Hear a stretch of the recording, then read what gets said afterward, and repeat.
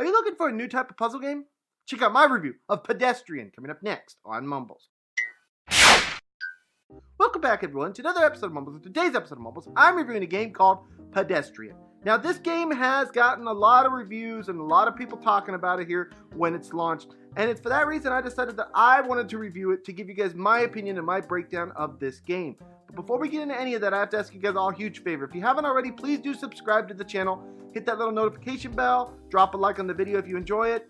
All that stuff helps me grow on YouTube. We want to get as big as possible, obviously. And just know how much I appreciate it, guys. Now let's get into this game review. Now, guys, first off, I have some basic information about Pedestrian. Pedestrian is a game that is available for the price of $19.99 and can be played on Apple, Linux, or Windows computers. Now, it is available on Steam and other places, and obviously the price will vary depending on where you buy it. But on Steam, you can pick it up for the price of $19.99. But what is this game about? Let me read you the description from the creators themselves. The Pedestrian is a 2.5D side-scrolling puzzle platformer. You are the pedestrian. Enter into a dynamic 3D world with stunning graphics and challenging puzzles. You play by rearranging and reconnecting public signs in order to explore and advance through each engaging environment. So guys, in my own words, this is basically a puzzle game in which you rearrange different things in order to proceed and complete each puzzle. Now, basically on this game, you have little pedestrian signs or traffic signs that are placed in the world that you have to actually move around in order to correctly finish each puzzle. First off, let's talk about the graphics of this game. The graphics in this game are really well done. I will say that the actual gameplay part of the graphics are just kind of whatever because they are just kind of drawn lines. But as far as the background of the game goes, they are really, really pretty graphics. And it is very nice to see the work that went into each area of this game. So graphic-wise, they hit a home run here. Soundtrack-wise, guys, I do enjoy the soundtrack. It's nothing that is going to slap you in the face or make you, jump out of your chair or anything like that. But it is a nice change from other games which have soundtracks that don't fit. This actually has a soundtrack that does indeed fit the style of this game.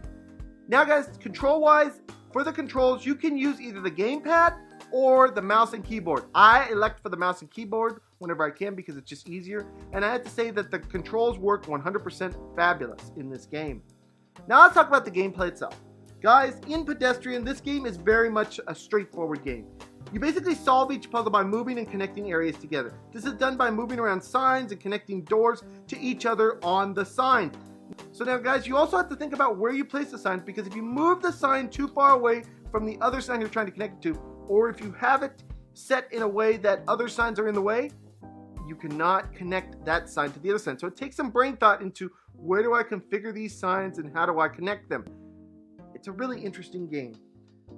Really, guys, this game is exactly what it looks like on the gameplay footage. I don't really have to talk much about this game because it is exactly what it looks like. A really interesting and cool puzzle game. Now, guys, let me talk about the cons for this game. And I only have one con, thankfully, for this game. And that is, unfortunately, low replayability. Guys, as with any puzzle game, when you buy a puzzle game, once you beat all the puzzles, unless they're adding new puzzles all the time, which they're not at this point, you have low replayability. So it's nothing that's new to the puzzle genre. It just is what it is. Low replayability is our one and only con. Now, guys, let me tell you what my overall score is for Pedestrian. Guys!